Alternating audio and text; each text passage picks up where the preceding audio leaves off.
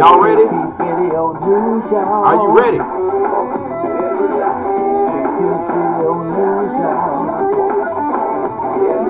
I want to know if you're ready for the news. You can't handle the news. And we got Joe Biden. All right, you got to give Joe Biden his big ups. Joe Biden speaks to the Jacob Blake and his family. So Joe Biden speaks to Jacob Blake in Wisconsin, and prays with his family. Joe Biden last night spoke to and prayed with Jacob Blake, the man who was shot 7 times in the back by police. The shooting of Mr. Blake, 29 years old, in front of his 3 children that were in the car that could have possibly been hit by the cops too. 3 babies, 3, 5, and 8 years old, that were in the car when they shot their daddy and killed him. Shot their daddy, well, they didn't kill him, but cops just recklessly shooting and firing a gun. In Kenosha, Wisconsin on August 23rd sparked days of rioting and escalated racial tensions across America. On the visit to Kenosha, Mr. Biden met with his family for 90 minutes at an airport, and Mr. Blake, who is now paralyzed, phoned in from his hospital bed. His mother led everyone, including Mr. Biden, in a prayer for his recovery.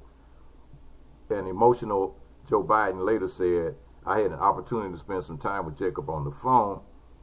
He is out of the ICU, and we spoke for about 15 minutes. He talked about nothing was going to defeat him, and how whether he walked again or not, he was not going to give up."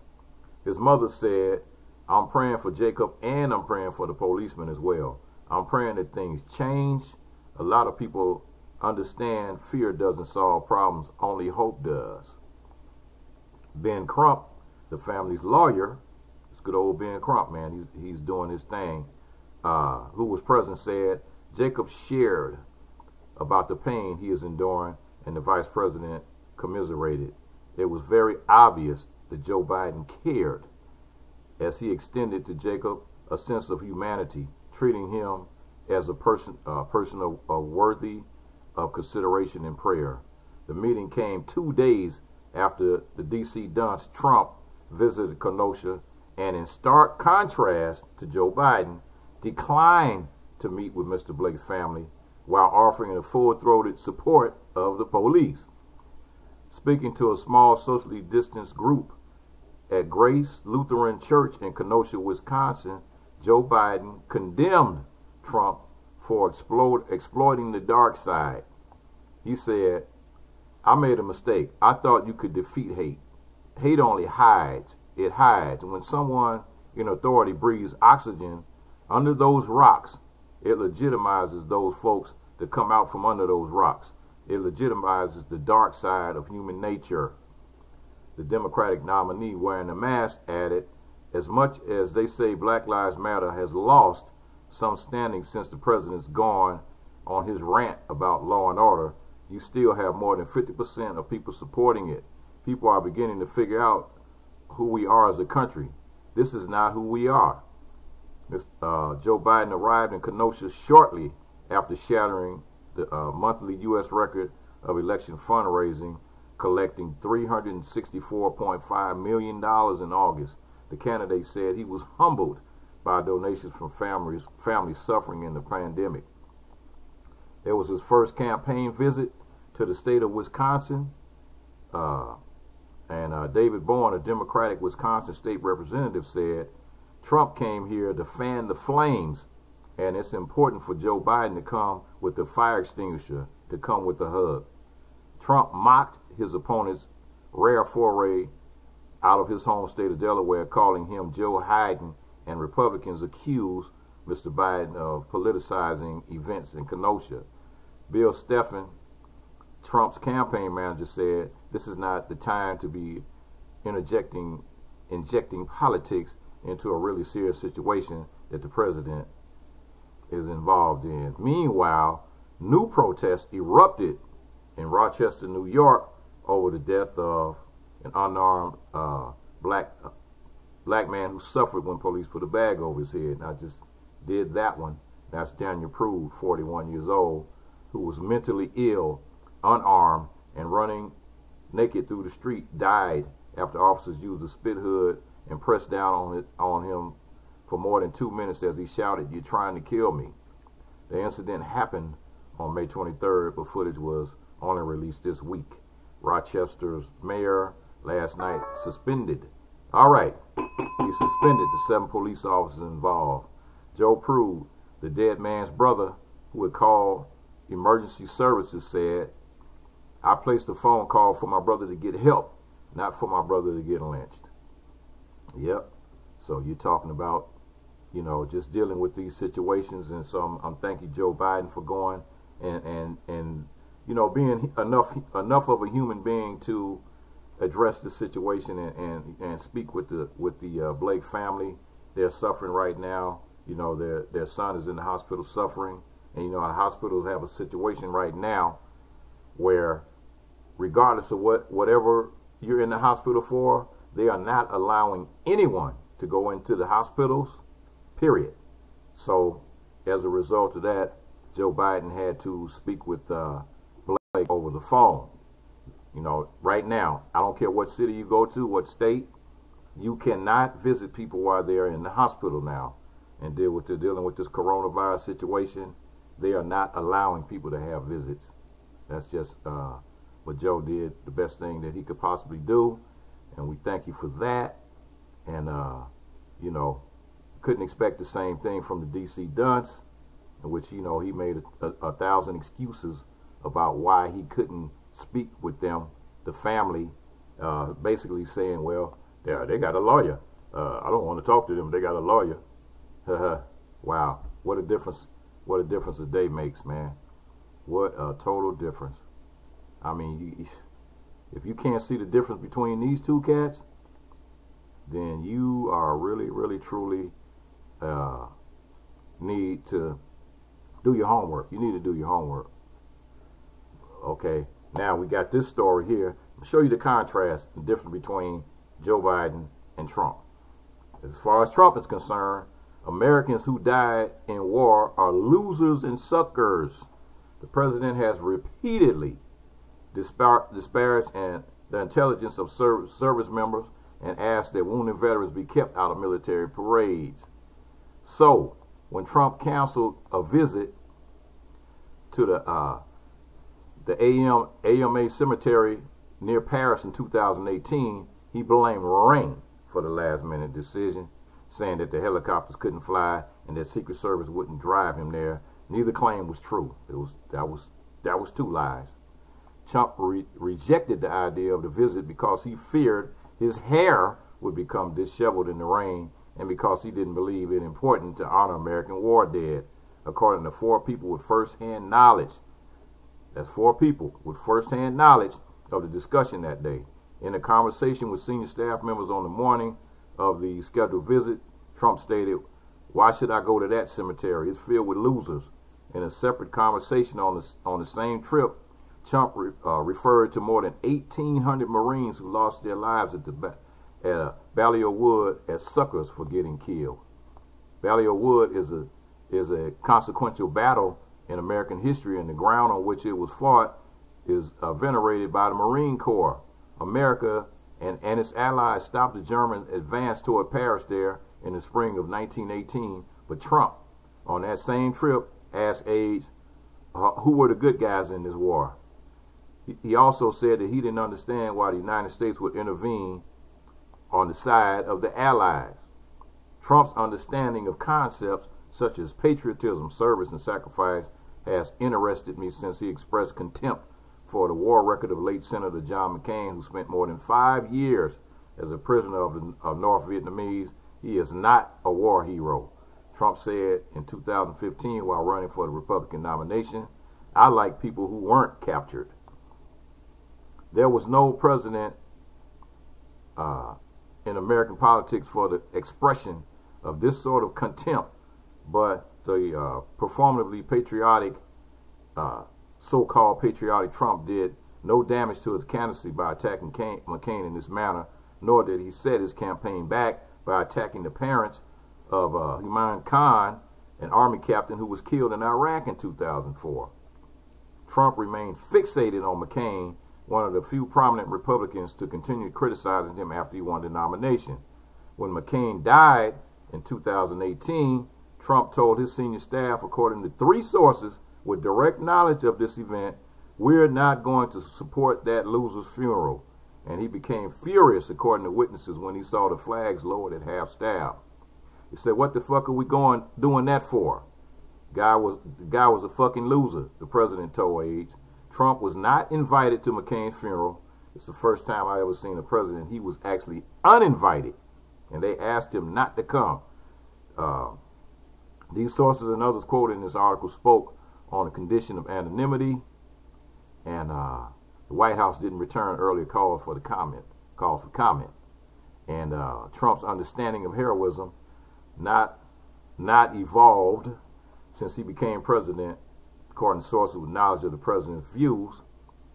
He seems to genuinely not understand why Americans treat former prisoners of war with respect, nor does he understand why pilots who are shot down in combat are honored by the military. On at least 2 occasions since becoming president, according to 3 sources with direct knowledge of his views, Trump referred to former George W. Bush as a loser for being shot down by the Japanese as a Navy pilot in World War II. Bush escaped capture. And when lashing out at critics, Trump often reaches for illogical and corrosive insults, and members of the Bush family have publicly opposed him. But his cynicism about service and heroism extend even to World War I dead buried outside Paris, people who were killed more than a quarter century before he was even born. Trump finds the notion of military service difficult to understand, and the idea of volunteering to serve especially incomprehensible. The president did not serve in the military. He relieved a medical deferment from the draft during the Vietnam War because of the alleged presence of bone spurs in his feet. In 1990s, Trump said his efforts to avoid contracting sexually transmitted diseases constituted his personal Vietnam. Wow. This guy is really nuts, man. On Memorial Day 2017, he visited Arlington National Cemetery, a short drive from the White House. He was accompanied on his visit by John Kelly, who was then Secretary of Homeland Security, who would in short time later be named White House Chief of Staff. The 2 men were set to visit Section 60, and that was the section where the most recent burial ground for those killed in America's most recent wars. And John Kelly's son Robert is buried in Section 60, a first lieutenant in the Marine Corps. Robert Kelly was killed in 2010 in Afghanistan. He was 29 years old. Trump was meant on his visit to join John Kelly in paying respects at his son's grave and to comfort the families of other fallen service members. But according to sources with knowledge of this visit, Trump, while standing by Robert Kelly's grave, turned directly to his father and said, "I don't get it. What's in it for them?" Kelly initially believed people close to him said that Trump was making a ham-handed reference to the selfishness of America's all-volunteer force, but later came to realize that Trump simply does not understand non-transactional life choices.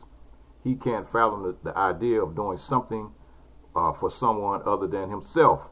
One of Kelly's friends, a retired 4-star general, stated, "He just thinks that anyone who does anything when there's no direct personal gain and no money to be made by it is a sucker. There's no money in serving the nation."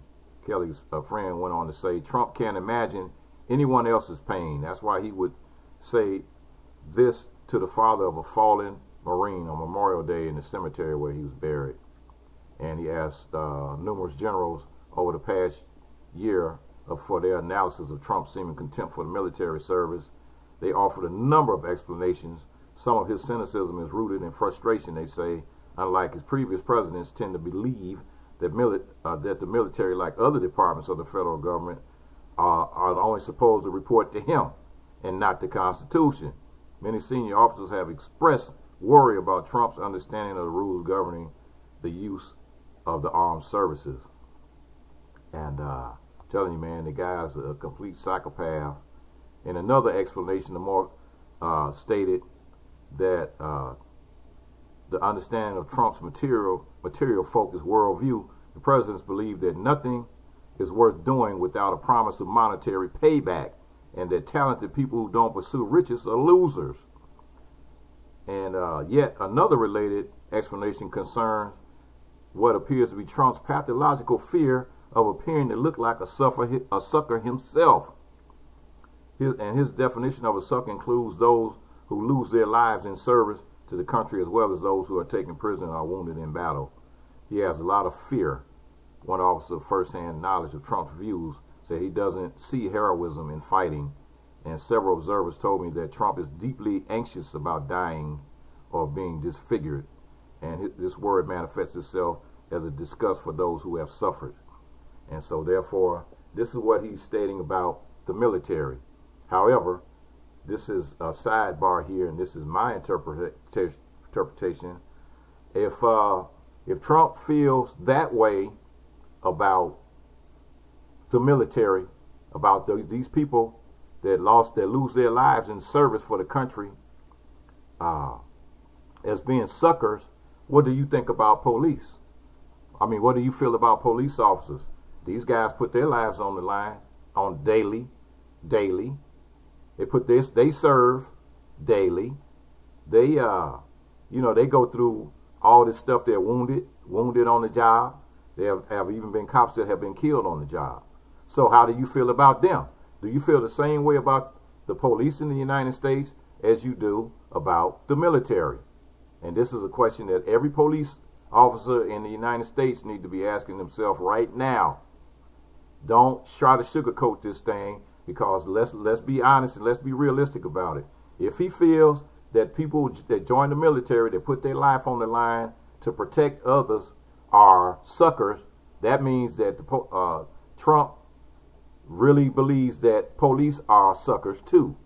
So you being used and abused, and you being treated like pawns here. But you have your police unions that want to back Trump up, trying to say, yeah, we're going to back Trump up. We're going to all vote for Trump. And Trump, you got to realize, it's like thousands, tens of thousands. The majority of the cops in the United States are veterans that serve the country.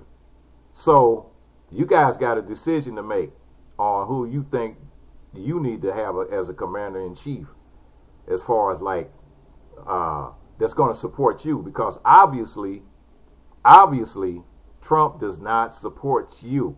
He doesn't support the police. He doesn't support the troops. He doesn't support anybody that puts his life on the line for others. So that means he doesn't support hospital workers that are putting their lives on the line right now in the hospitals fighting this coronavirus. That means he doesn't respect any of these essential workers that are out there working, that are working in the middle of this pandemic. They got on masks and gloves and all the rest of the stuff that are going out that are working right now. He doesn't have any respect for you, any person that puts his life on the line, that lose their lives in the service of their country, as well as those who are taken prisoner or wounded in battle. So you have a lot of people out there that are putting their lives on the line right now, and he's saying you're a sucker or you're a loser for putting your life on the line. And if you're not getting wealthy off of these particular things, I'm talking about if you're not getting rich off of this, then you're a total idiot. So Trump has been, for the duration of his presidency, fixated on staging military parades, but only a certain sort. And in 2018, the White House planning meeting on such an event, Trump asked his staff not to include wounded veterans on the grounds that spectators would feel uncomfortable in the presence of amputees, and say that nobody wants to see that. That's what Trump stated. So he didn't want any real veterans that had lost arms and legs and all that to be at his this little garbage parade. So he doesn't see heroism in fighting. Several observers told me that Trump is deeply anxious about dying. And in another incident, Trump falsely claimed that he had called virtually all of the families of service members who had died during his term, then began to rush shipping condolence letters when the family said they had he was lying. He started, let me say that again. In another incident, Trump falsely claimed that he had called virtually all of the families of service members who had died during his term in Afghanistan, then began rush shipping condolence letters when families said the president was not telling the truth. So this guy, I mean, he's a total fucking liar. And wow, the guy is ridiculous, man. He's ridiculous. He's off the chain, and he can't be trusted. Totally cannot be trusted. You see the contrast here? You see the contrast in where I'm going with this? You got Joe Biden that went and spoke with Jacob Blake's family in D.C. that's trying to put up, you know, he's trying to do whatever he can to kind of try to calm things down in the United States. He's not the president. That's not his job. But he did it anyway. Whereas you had a president that went to the same city and refused to meet with the people whose son is in the hospital paralyzed. You know, instead, he's out there talking about, yeah, well, you know, the guy, the little shooter, 17-year-old shooter that went out there and shot people, if he didn't shoot him, he was fearing for his life. Bullshit, man. Those people, after he shot and killed the first person, the people that you see on those videos that are trying to attack him and take the gun from him are people that were trying to take the gun from him after he has already shot and killed somebody. So those people are fucking heroes. Those people are heroes. You should be visiting those people's family whose family members died at the hands of this 17-year-old Rittenhouse or whatever his name is. Rittenhouse is the doggone culprit here. He's the villain. The people that died are the heroes. They were trying to take the gun from him so he wouldn't kill anybody else. So I don't know very many people that would run towards somebody with a gun after seeing that they just got through shooting somebody and try to take that gun from them. Those are what you call heroes, not that zero that did the shooting. So let's get that fact straight right here and right now. Another fact that needs to be straightened out is that you've been having a lot of white-on-white crime at these rallies and at these protest meetings and at these protests here that are going on. You have the far-right groups called the Proud Boys, neo-Nazis, skinheads, and a lot of other militia groups that are showing up at these protests that are blending in with the crowd. And then on the other side, you have the guys that are fighting against them, and that's the group that's called Antifa that are fighting against them, and Antifa stands for anti-fascist.